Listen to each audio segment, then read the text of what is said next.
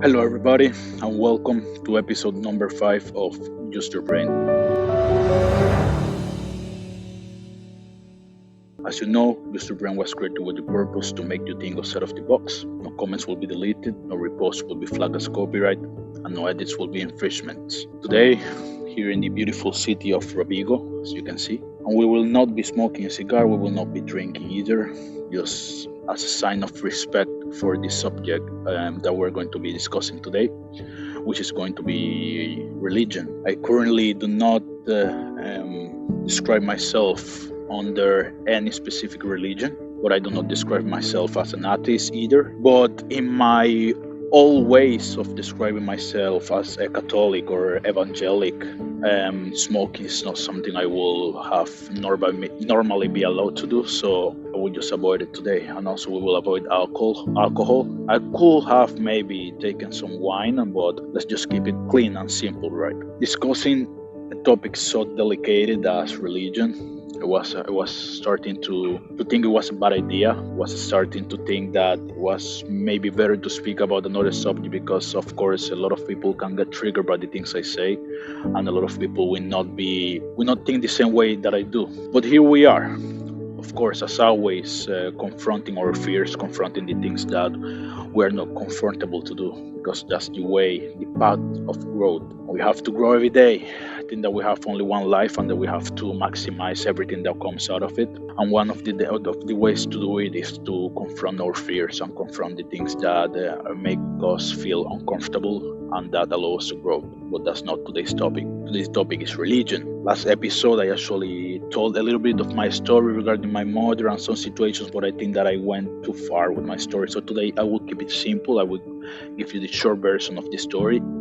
I grew up as a Christian, Catholic. So my family was Catholic. We used to go to church every Sunday, almost every Sunday. Then my family decided to change. They became from Christian, then they became evangelics, and we did that switch, right? We stopped believing in in Maria and also in the sign of the cross and many other things that the evangelics do not believe in, but the Catholics do believe in. Then, after I became evangelic by my own, I started to study Buddhism, because I actually went to a really, really tough period of my life when I finished school, and I had many inner struggles, included suicidal thoughts and many other things. So I needed to find peace within, and the way that I was able to find peace within was with Buddhism. After Buddhism, I actually studied the Satanic Bible, which is something that most people will be afraid to talk about, or will be afraid to even pronounce. But I was curious, so I went and I studied the Satanic Bible also by Anton LaVey, so I read that book entirely. Then I came to Italy and I studied for 8 months with Jehovah's Witnesses. So I also have, it was from 8 months to a year. It wasn't, I don't know the exact range of time that I studied with them, but it was from 8 months to a year. So that's my spiritual journey, if you want to call it that way. Right now, I will mostly say I'm between Buddhism and Catholicism. I'm right there in the middle. I don't have an exact, like I said before, I don't have an exact title to describe myself in this moment when it comes to religion, but I do believe and I do guide my life by a lot of Buddhism teachings, and I do believe in Jesus firmly also. So I do guide my life also for when it comes to Catholicism. I guide my life also how I think Jesus will like me to guide my life. Not entirely as Catholicism explains it, but I do some of the things that they have taught me, I still apply them today. But what I wanted to tell mostly about today is not regarding Catholicism, it's not regarding evangelism, is the idea of God itself. I wanted to explore more this idea with you guys, for the ones that are already part of a specific religion. This is by no means something that you should take as an insult. I'm just trying to express myself freely, like I like to say often. For me, when in the last period, when I started to think more about God and what is God for me personally, I used to relate this idea to Jesus, right? Because Jesus, the Son, the Father, part of the everything. But there was something that was off for me. And that's something that was this confusion regarding Catholicism and Buddhism, because in Buddhism you do not believe in an actual God. You are open actually to many beliefs, and I don't think that if you practice Buddhism and you say that you believe in certain gods, I don't think that people would tell you you're not practicing Buddhism the right way. I think that Buddhism is a lot more about inner liberation. It's about the acceptance of the things by the way they are, and the cleaning of the filter the filter that we use to analyze information, right? Which is really dirty most of the time. But with Buddhism, you can really clean it and you can start to see and process the information that comes to you in let's say, the most natural way to do it, without attaching moral values or without attaching any kind of social aspects into each kind of judgment that you do. So the idea that I have about God now is a really particular idea. I haven't heard of it before, but I want to start by by presenting to you two different aspects. Number one is going to be the natural way things are, and number two is going to be how things are since the moment that you apply conscious memory, imagination, and many of the capabilities that we have as human beings. Why do I want to separate these two things and look at as the yin and the yang, the black and the white? Because when it comes to the natural way of things being, it works by cause and effect, right? There is a cause and then you have an effect. Everything normally works this way. The only way it doesn't work this way is since the moment that you apply consciousness to it.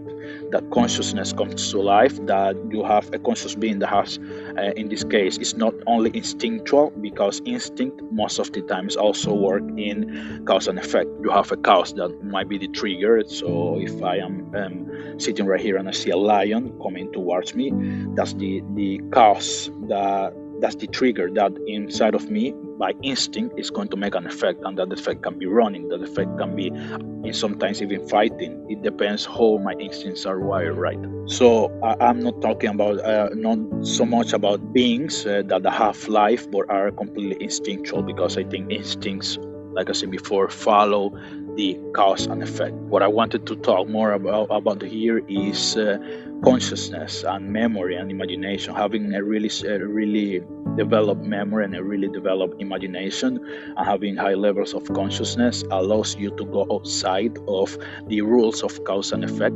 because what will normally be there are many variables, so you don't have like a fixed path.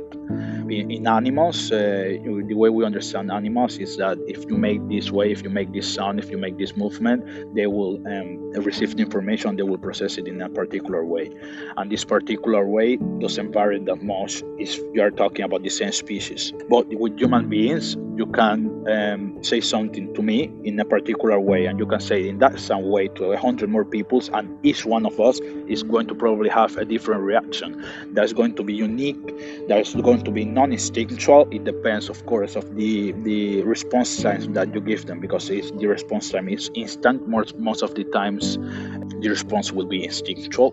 But if the trigger that you create, they have time to think about it, analyze it, and give you an answer, the answer will most probably be different throughout all the people that you talk to, right? So having consciousness, memory, and imagination in a really developed way, in a really, let's say, amplified way, allows you to go outside of the cause and effect algorithm. And it's not in a total way, because I don't want to create confusion. It's not that now you don't need a cause to have to make an effect, because of course our system, even biologically, works by cause and effect. If I want to do something, the idea of doing that things is if the thing first is the first thing that rises in my mind, and then you have all the electrical impulses that comes to the muscles, and then I start walking. Let's say if I want to walk, the idea comes in, then my brain sends the signal to my legs, I start moving my legs. So you have the cause and effect even in our body biologically.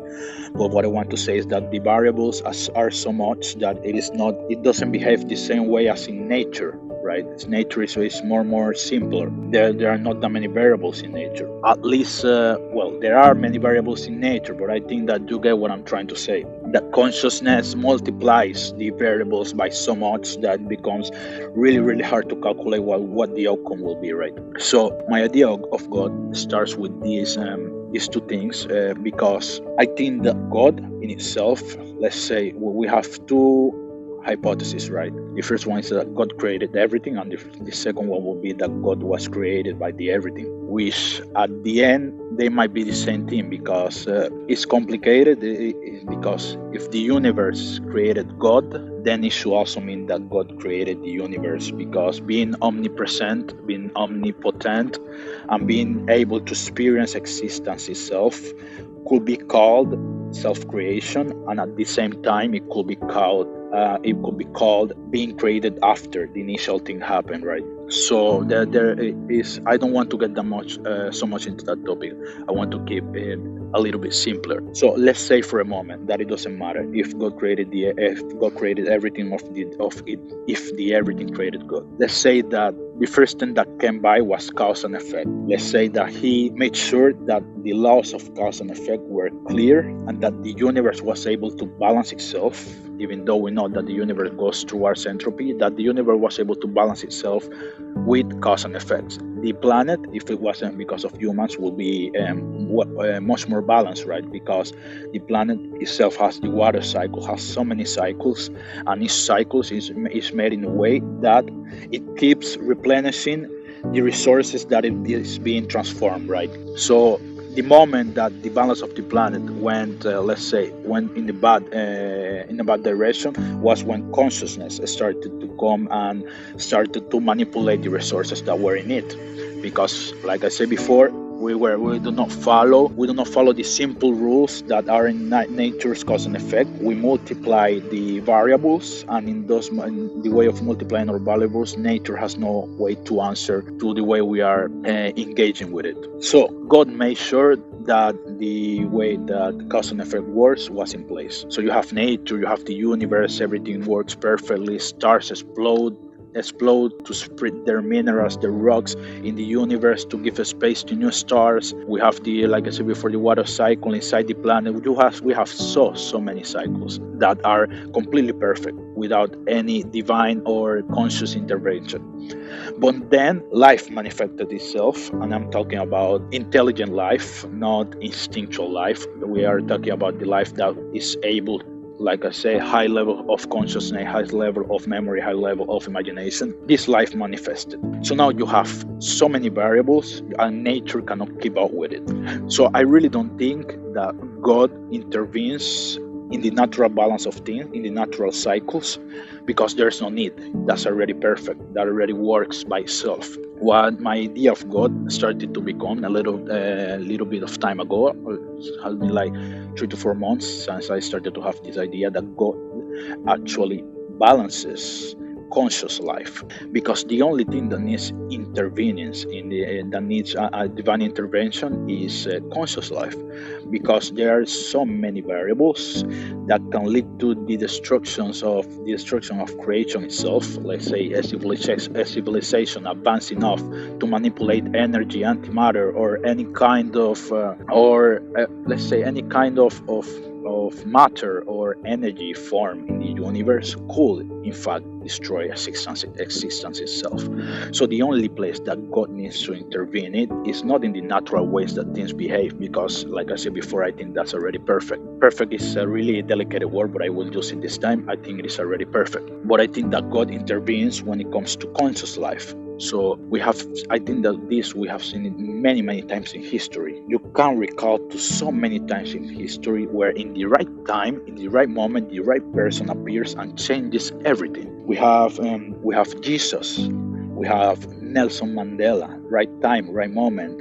Even when fighting the Nazis, the guy, I was watching the film the other day, The Imitation Game. I think it is Alan Walker. I don't remember if his name is Alan, but I think that his last name is Walker, and that's where when we created the Walker machines, I think that they are called that way. Correct me if I'm wrong, but he's also a person that was in the right place in the right time. If it wasn't for him, so many things would have been different. So throughout history, we have so many persons that were born in the right place and the right times, and were able to solve a major issue in the moment that maybe nobody would have come to a solution for the problem, but they were there. And this is, for me, not a coincidence, because if it wasn't for the appearance of those persons, the future would have been totally different. And the balance of good and bad, even though good and bad is a really broad topic and it cannot be discussed only it cannot be simplified so much. The balance between destruction and creation, let's say destruction and creation, will have been broken. We will have had way more destruction than we will have had creation. And of course, in a long period of time, this takes us to an unbalance in any particular process. If you have more destruction than creation, if that's not the main objective of the process, like for examples, human beings, animals, or whatever being that has life, has not a purpose, because purpose is not the word, but it naturally goes toward reproduction, right? Reproduction is a natural thing for anything that has life. It wants to reproduce. Well, not everything, because I was watching the other day a video of pandas, and it seems like they don't want to reproduce, and which was really funny, by the way. But let's say that in most of the cases, whatever has life wants to reproduce, and if you switch that to more destruction in an ecosystem, any species, if they destroy more than they create, it goes against their natural balance, because they are not able to reproduce or they want to reproduce, and of course they are dying, so it goes against their natural balance. So I think that this is the moment when God intervenes, when there is a major conscious life that goes outside of instincts and is causing harm in the natural balance of the universe. In that case, I think that God intervenes and he makes sure that the right person is sent in the right moment, and that things can go back to balance. And in most of the cases, we have always had this one person, and I think it will always be like that. I think that it doesn't matter what happens, we will always have this one person that comes out at the right moment and the right time and fixes everything and balances everything. And this is something that I find really, really interesting, because most of the people will think about God as the person that has to balance everything. But I think that there are things that are already balanced, that are already perfect. And in that, we have the natural cycles of the universe and the natural cycles that we have on Earth. And we also have instinctual beings. I think that also instinctual beings are really, really balanced in a really good way. Because the process which helped them to create their instinct was a really, really natural process. It was a process that took many years, if not I don't want to say millions, but thousands and thousands of years, for them to get to that point where their instincts behave that way, right? So their instinct had a really natural evolution. The only way you go outside of the natural evolution of things, like I have said many times in this video, is in the moment that you have a really high level of consciousness, imagination, and memory. And I think that that's where God intervened. So this is the idea of God that I have been manifesting in this period, and I wanted to put it aside in the internet to see what other people think about it, to see, maybe I haven't made any research about it, because I haven't, and so maybe somebody have already talked about this in the past. I really don't know about this, because we have had so many philosophers. I really don't know what all of them have talked about, but this is something that an idea that I had by myself. God being the